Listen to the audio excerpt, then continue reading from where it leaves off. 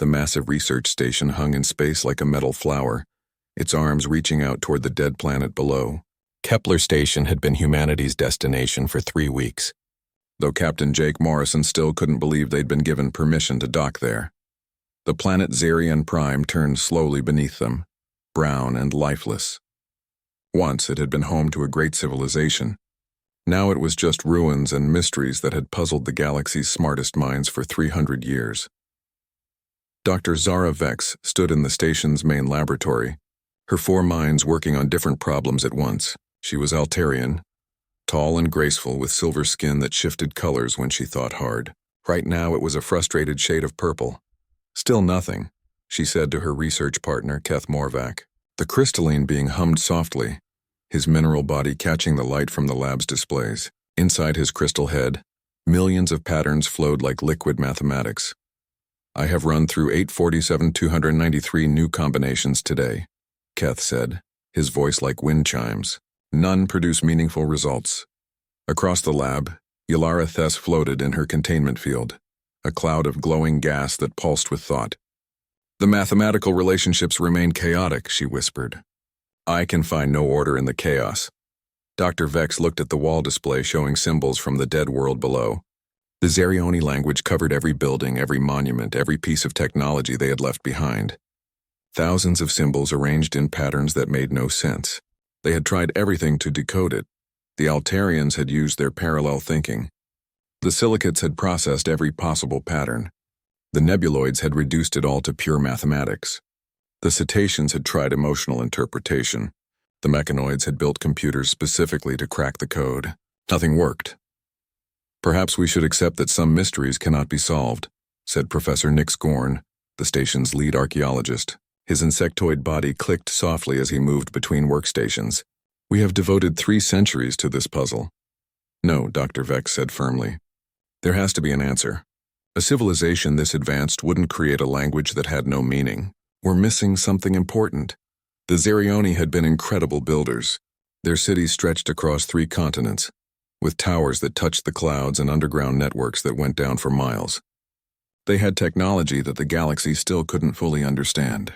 Energy systems that ran on pure thought, transportation that moved things instantly across space, art that seemed to change based on who was looking at it. But they had all vanished 15,000 years ago. No bodies, no signs of war or disaster. They had simply left, taking nothing but leaving everything behind, including their impossible language. The station's communication system chimed. Dr. Vex, we have a request for docking from a human vessel, said the AI's calm voice. Dr. Vex's skin shifted to annoyed orange. Humans, what do they want here? Routine resupply, Doctor. The ship is called the Wanderer. Captain Jake Morrison requesting permission to dock. Humans have only been in space for a few decades, muttered Professor Gorn. What could they possibly contribute to our research? Dr. Vex considered refusing. The station was for serious researchers, not curious tourists. But galactic law required them to provide aid to any ship in need. Fine, she said. Give them docking bay 7. But make it clear this is a working research station, not a museum.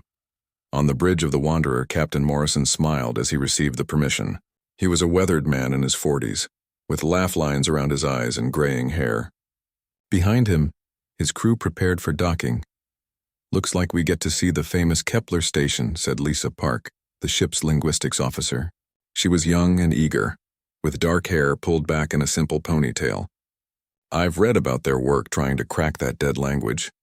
Don't get too excited, said Pete Rodriguez, the chief engineer.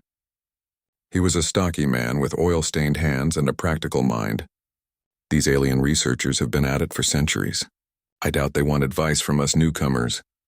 Amy Grant looked up from her cultural studies tablet. She was a quiet woman with sharp eyes who noticed things others missed. Sometimes fresh eyes see what familiar ones cannot, she said softly.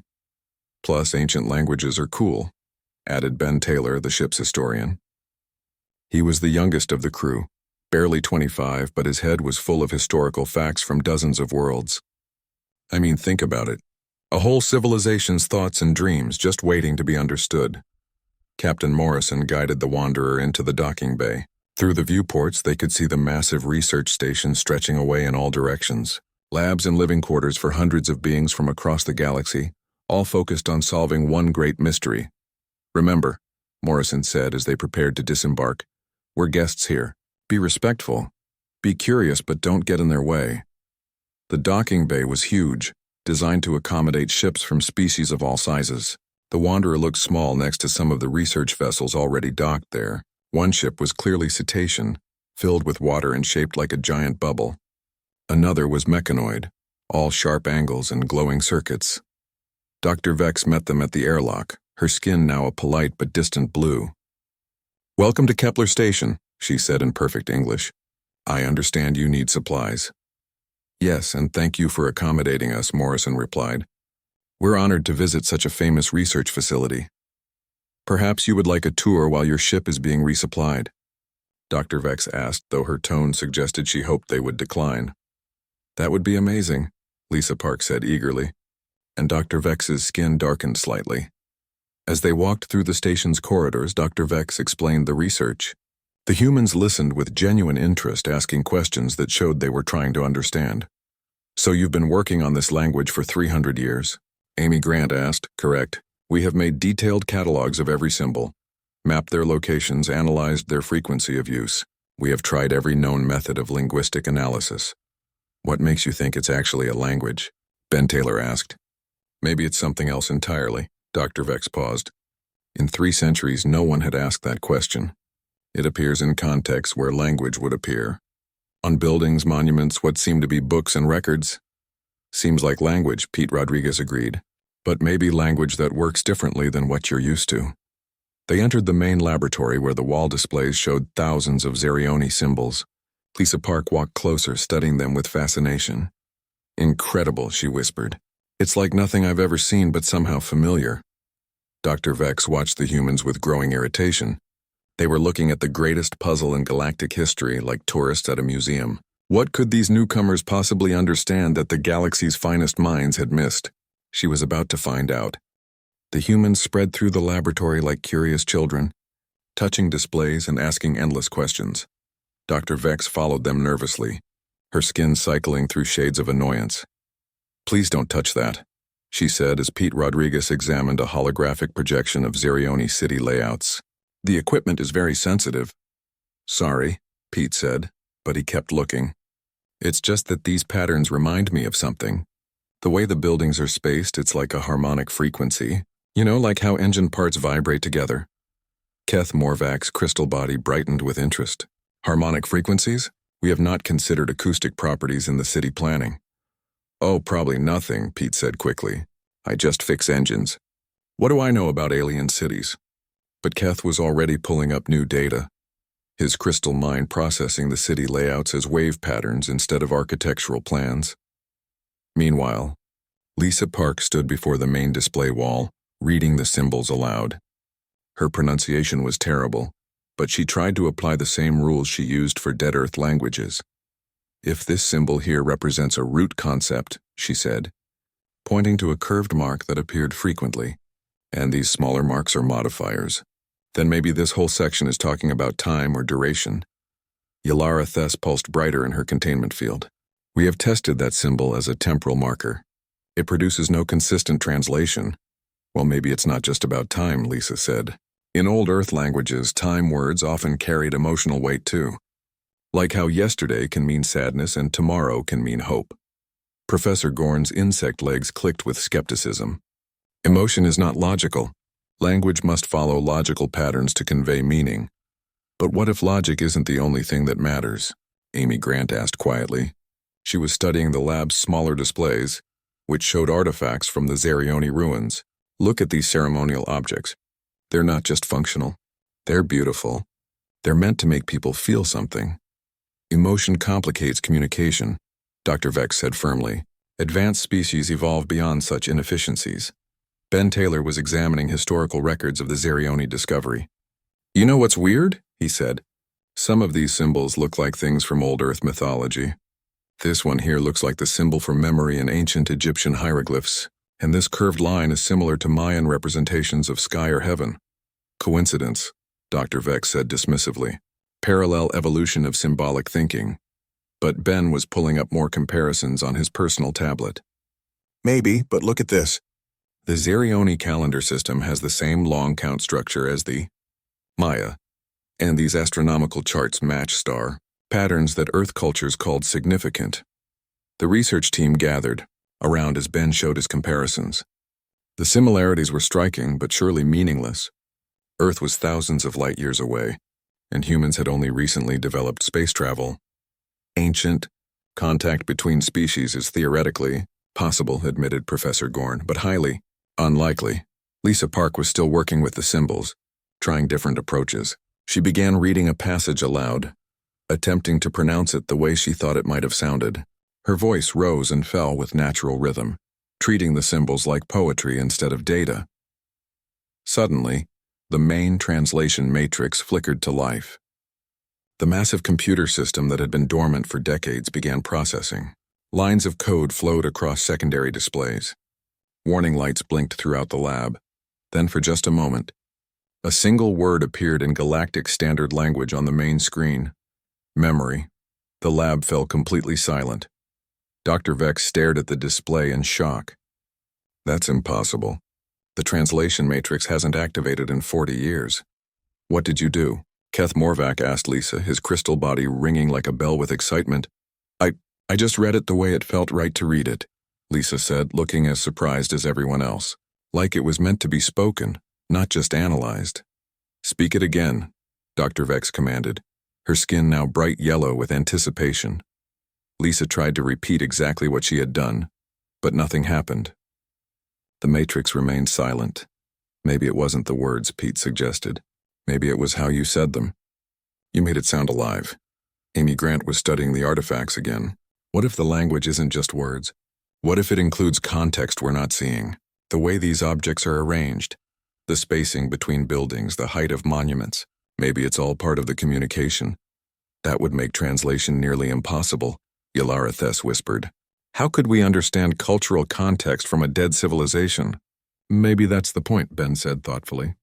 Maybe they didn't want just anyone to read their language. Maybe they wanted it to be understood only by people who could think the way they thought. Dr. Vex felt something shift in her understanding. For 3 centuries, they had approached the Xerioni language as a puzzle to be solved through logic and processing power. They had tried every analytical method known to science. But what if analysis wasn't enough? What if the language required something the research team had evolved beyond? Show me how humans learn dead languages, she said to Lisa Park. Lisa looked surprised. Well, we start with context. We look at where words appear, what they're connected to, how they make us feel. We try to imagine the people who spoke them and what they were trying to say. Feeling, Professor Gorn said with distaste. Imagination. These are not scientific methods. Maybe not, Captain Morrison said, speaking for the first time since the tour began. But they're human methods. And apparently something about them just activated your computer. Dr. Vex looked around at her colleagues. Keth Morvac was still analyzing the harmonic patterns Pete had suggested. Yalara Thess was trying to incorporate emotional variables into her mathematical models. Even Professor Gorn was examining the artifacts with new interest. Perhaps, Dr. Vex said slowly, we have been approaching this problem incorrectly. How so? Asked Keth. We have been trying to think like the machines we built to solve it. But what if we need to think like the beings who created it? Amy Grant smiled. You mean think like people who still feel things, who tell stories, who see patterns and more than just data? It sounds unscientific, Dr. Vex admitted. Maybe, Lisa Park said, but it might be the most human thing we could do. Pete Rodriguez was already back at the city layout displays, running new analyses based on acoustic and emotional resonance. Ben Taylor was cross-referencing Xerioni symbols with mythological patterns from across known space. Amy Grant was developing theories about Xerioni social structure based on their art and architecture. And Lisa Park was reading the symbols again, not as data to be processed, but as words that real people had written with real thoughts and feelings. The translation matrix flickered again. This time 2 words appeared. Remember us. Dr. Vex's skin shifted to a color her colleagues had never seen before. Wonder. After 300 years of failure, these newcomers with their chaotic, emotional, unscientific methods had made more progress in one day than all the galaxy's finest minds had made in decades. Captain Morrison, she said formally, would you and your crew consider extending your stay? Morrison looked at his eager team. Lisa was already deep in linguistic analysis. Pete was redesigning architectural models. Amy was sketching cultural theories. Ben was lost in historical comparisons. "I think we'd be honored to help," he said. For the first time in centuries, Dr. Vex allowed herself to hope that the mystery of Xerion Prime might finally be solved. The laboratory had transformed into organized chaos. Human intuition mixed with alien precision as the two teams worked together. Dr. Vex found herself constantly amazed by how differently the humans approached problems. "Look at this," Pete Rodriguez called out, pointing to a new holographic display. "I mapped the city layouts according to harmonic frequencies, and patterns started showing up. These aren't just buildings. They're like a giant musical instrument." Kath Morvac's crystal body resonated with excitement. If the cities themselves are part of the language, then the spacing between symbols becomes as important as the symbols themselves. "Exactly," Pete said. "It's like reading sheet music. The notes matter, but so do the spaces between them." Across the lab, Amy Grant was working with Professor Gorn to understand Xerioni social structure. The insectoid archaeologist had initially resisted her theories, but the results were impossible to ignore.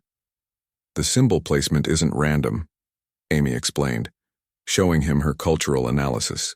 "Look how certain symbols only appear near doorways, others only in central areas. It's not just language, it's social mapping." "Fascinating," Professor Gorn admitted, his clicking sounds now indicating interest rather than skepticism. "You suggest that symbol meaning changes based on social context?" "Not just changes. Expands," Amy said. "Like how the same word can mean different things when a parent says it versus a stranger." The Xerioni built social relationships right into their writing.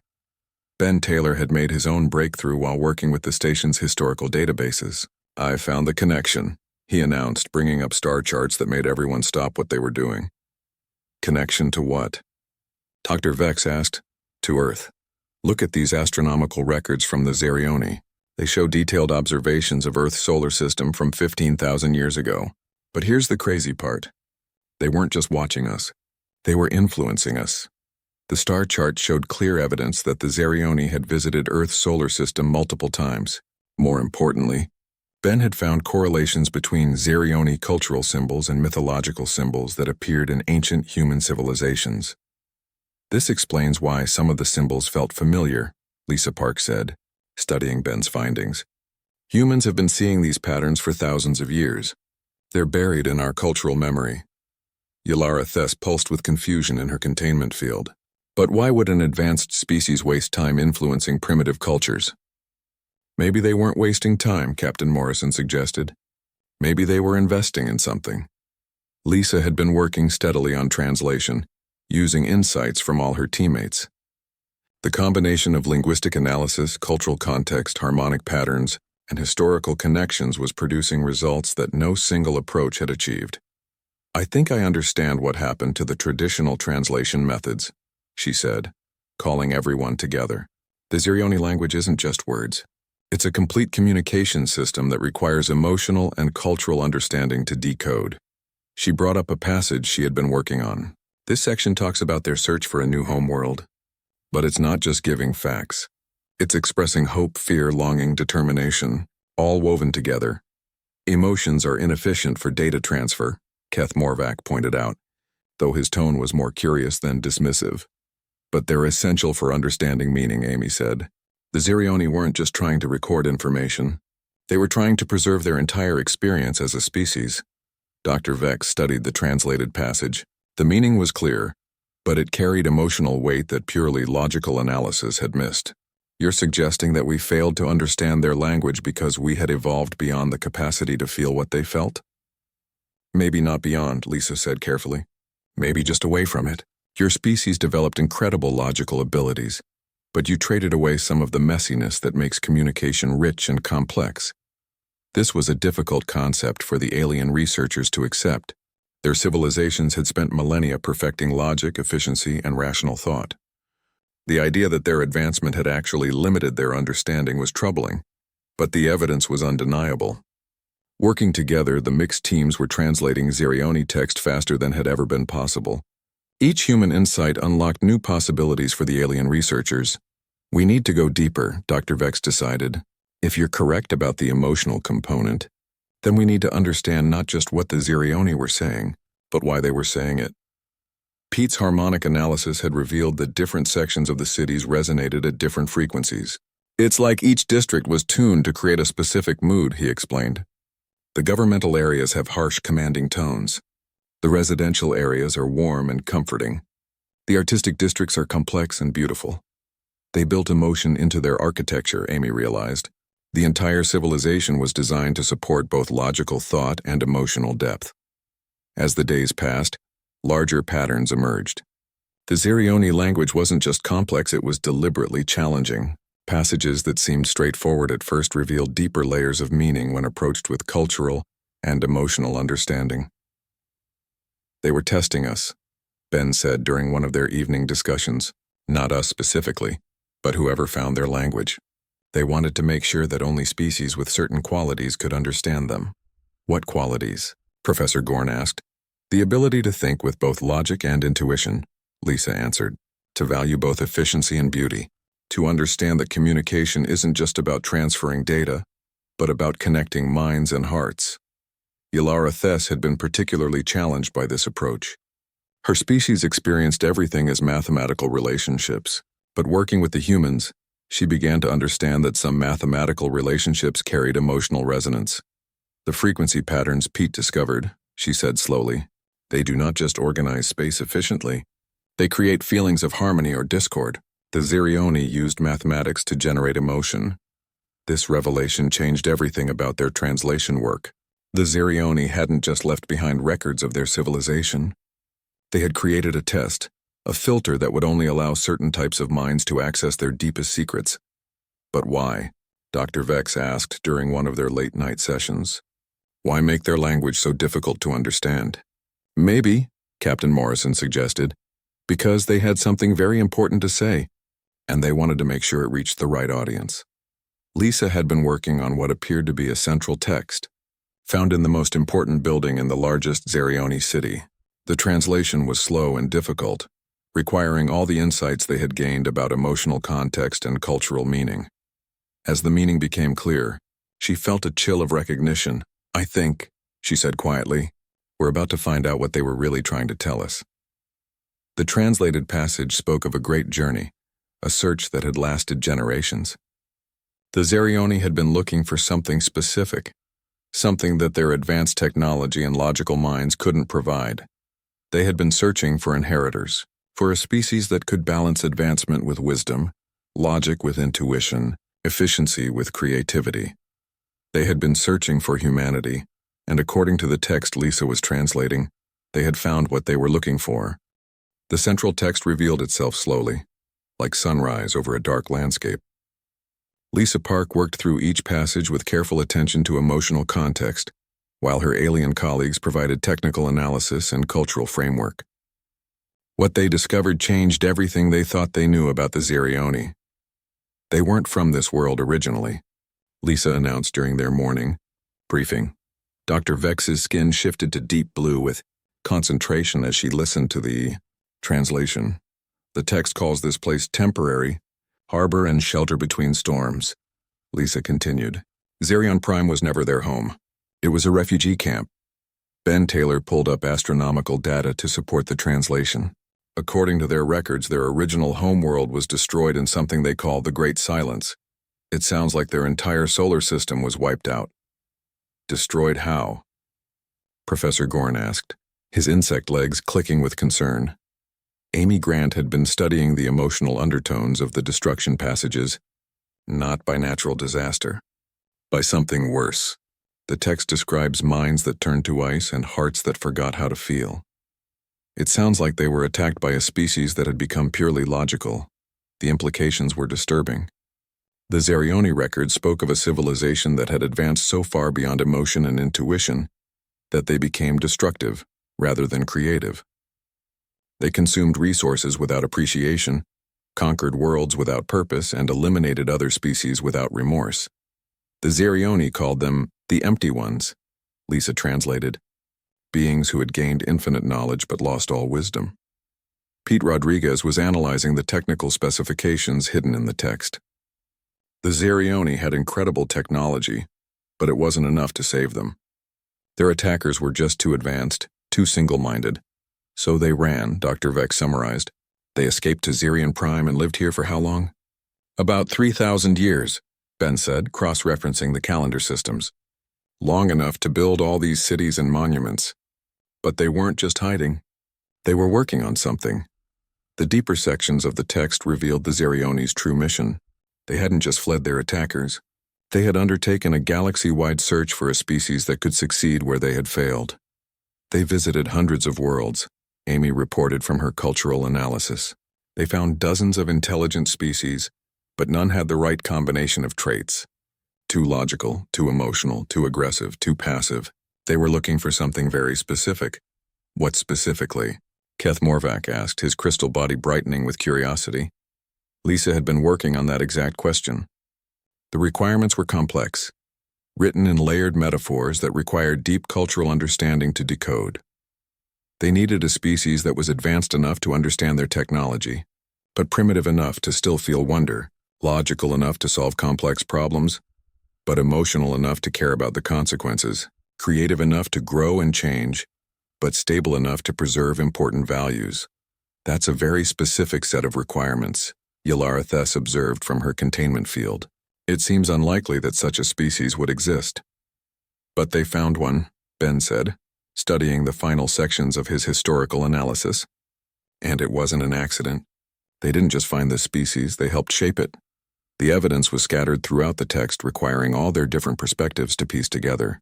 The Xerion had discovered a young species on a blue world in a distant spiral arm, a species showing remarkable potential but lacking guidance. They spent centuries influencing human development, Ben explained, not controlling us but nudging us in the right directions. They seeded our myths with symbols of balance and wisdom. They inspired our greatest thinkers.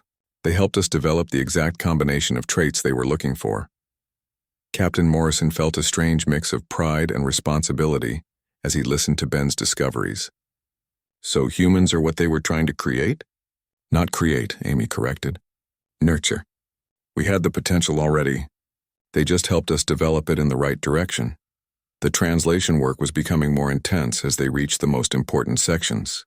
Lisa found herself working with passages that were less like language and more like emotional symphonies, requiring her to feel the meaning as much as understand it. There's something else, she said during one of their evening sessions. The Xerion didn't just disappear. According to this text, they chose to evolve beyond physical existence. Dr. Vex's skin cycled through several colors of confusion. Evolved how? They became part of what they call the Great Connection. It sounds like they found a way to exist as pure consciousness, connected to all life in the galaxy. They're not dead. They're just different. This revelation sent shockwaves through the research team. The idea that consciousness could exist without physical form was theoretically possible, but no one had ever proven it. If they still exist, Professor Gorn said slowly, then why haven't they made contact? Because they were waiting, Lisa said, reading from the final sections of the central text. Waiting for their chosen inheritors to find them and prove they were ready.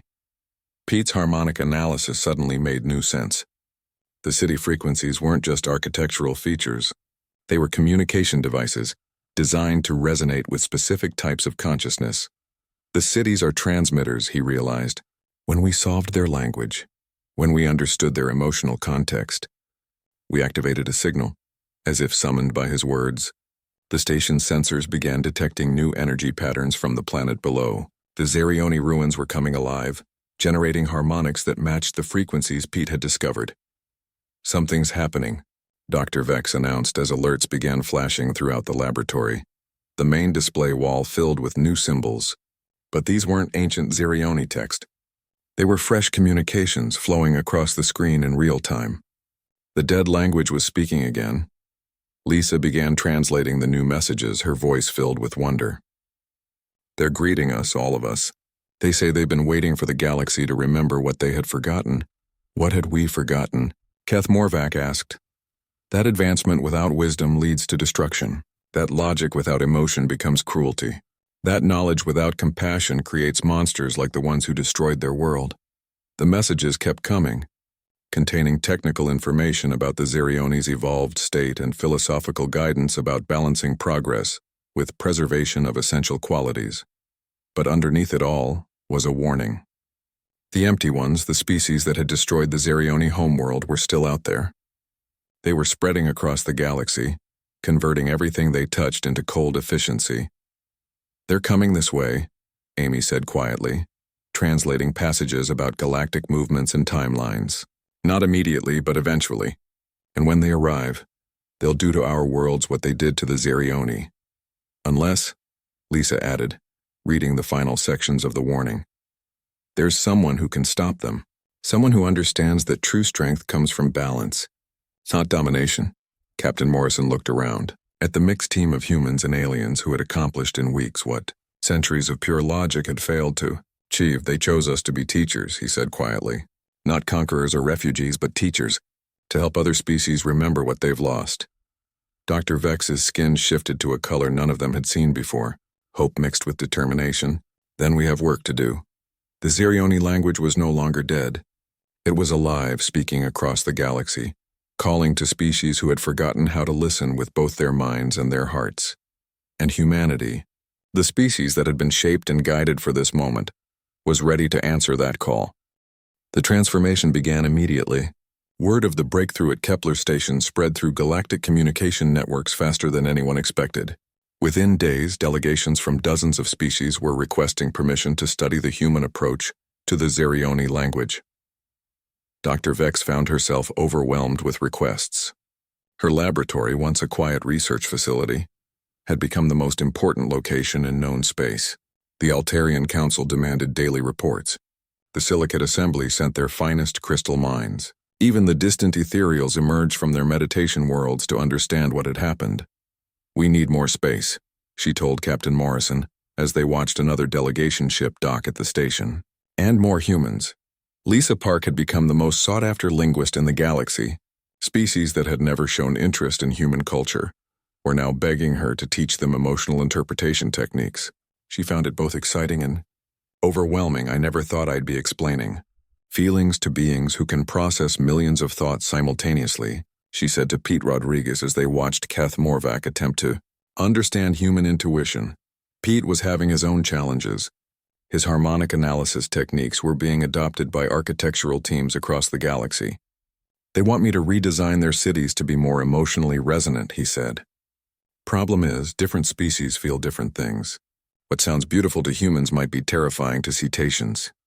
Amy Grant had perhaps the most difficult job. She was working with alien anthropologists to help them rediscover the cultural elements their species had abandoned in their pursuit of pure logic. "It's not about going backward," she explained, to a group of mechanoid researchers who viewed emotion as a programming error. "It's about finding balance. Your logical capabilities are incredible. We're just trying to add back the wisdom to use them well." Ben Taylor was busy with the historical implications. The Xerion records contained detailed information about galactic history that no one else had preserved. Ancient wars, lost civilizations, forgotten technologies. But more importantly, they contained warnings about patterns that repeated throughout galactic development. "Every species goes through the same stages," he explained to Professor Gorn during one of their research sessions. "First survival, then growth, then logic, then the choice. Either they remember what makes life worth living, or they become like the empty ones." The empty ones. That was what dominated everyone's thoughts now. The Xerion communications had provided detailed information about the threat heading toward their part of the galaxy. A species so advanced they could reshape matter with thought, but so emotionally dead they saw no value in anything except their own expansion. "How long do we have?" Captain Morrison asked during a strategy meeting with the research team and newly arrived galactic representatives. "Based on their movement patterns, approximately 200 years before they reach the core systems," Ben reported. "That sounds like a long time, but it's not when you're trying to change how entire civilizations think." Dr. Vex had been working with the Xerion communications to understand what kind of preparation would be needed. The message was both hopeful and daunting. "The empty ones can be stopped," she announced to the assembled group, "but not through superior technology or military force. They've advanced beyond both. They can only be stopped by beings who understand the value of what they're trying to destroy. How do we fight someone who can reshape reality asked Commander Zisk of the mechanoid delegation. By showing them that some things are more important than power, Lisa answered. She had been working on translating Xerioni philosophical texts that dealt with this exact situation. The empty ones have forgotten why advancement matters. They've become perfect at everything except remembering what perfection is for. Amy had been developing cultural preservation and restoration programs. Every species needs to rediscover their own version of what the Xerioni called the spark. For humans, it's our creativity and compassion. For others, it might be different qualities they've lost or suppressed. This was where the human approach proved most valuable.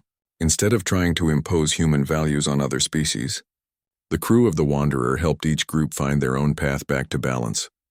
Pete worked with silicate engineers to help them appreciate the beauty in their crystal formations, not just their efficiency. Amy helped cetacean philosophers reconnect with the poetry that had once been central to their culture. Ben showed mechanoid historians how to find meaning in the past beyond just data collection. Lisa discovered that her real gift wasn't just translating languages, but translating between different ways of thinking and feeling. She became a bridge between species that had grown so specialized they could barely understand each other.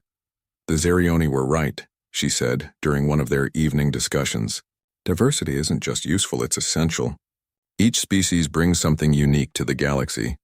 When we lose that diversity, we all become weaker.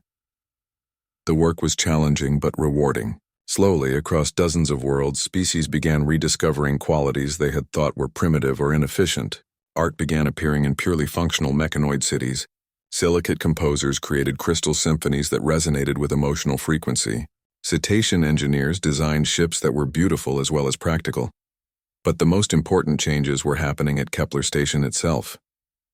The mixed research team had become a model for galactic cooperation that went beyond simple efficiency. We're not just working together, Dr. Vex observed. We're becoming something new, something that combines the best of all our species. Captain Morrison agreed. The Wanderer had been scheduled to leave the station months ago, but the mission had evolved into something much larger. They were no longer just a human exploration crew. They had become teachers and students, bridges between old ways of thinking and new possibilities. The Xerioni communications continued to provide guidance, but it was clear that the ancient species expected their inheritors to find their own solutions. They had planted the seeds, but the galaxy's current inhabitants had to grow the garden. They're not going to solve this for us, Ben realized as he studied the latest philosophical texts. They've given us the tools and the warning, but the actual work is up to us. This responsibility was both frightening and inspiring. The species of the galaxy would have to change themselves, rediscovering balance and wisdom that many had abandoned long ago. But they wouldn't be doing it alone. The Xerioni language had become more than just ancient text. It had become a living communication system connecting minds across the galaxy. Scientists, artists, philosophers, and dreamers from hundreds of worlds were sharing ideas in ways that had never been possible before. We're creating something the empty ones can't understand, Amy said as she watched data from the expanding network of balanced civilizations. Not just technology or knowledge, but wisdom, community, purpose. Will it be enough? Dr. Vex asked. Lisa looked at the symbols flowing across the translation displays, carrying messages of hope and determination from across known space. The Xerioni thought it would be. They spent their entire existence as refugees preparing for this moment. They believed in us before we believed in ourselves. Captain Morrison stood at the observation deck, looking out at the planet where it all began. Xerion Prime no longer looked dead. The ruins were glowing with gentle light as the ancient communication systems awakened. The planet had become a beacon, sending the message of balance and wisdom to every corner of the galaxy. 200 years, he said quietly, to teach an entire galaxy how to remember what it means to be alive. Then we better get started, Pete said, joining him at the window. One by one, the rest of the team gathered at the observation deck.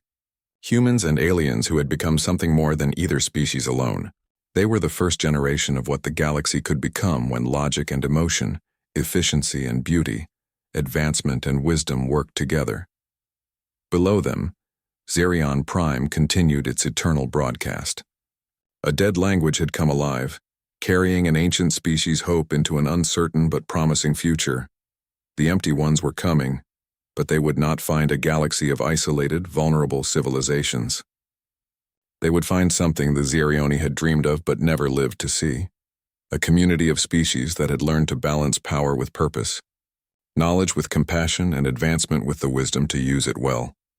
The work was just beginning, but for the first time in 15,000 years, the galaxy had real hope, and it spoke in a language that was no longer dead, but gloriously, chaotically, beautifully alive.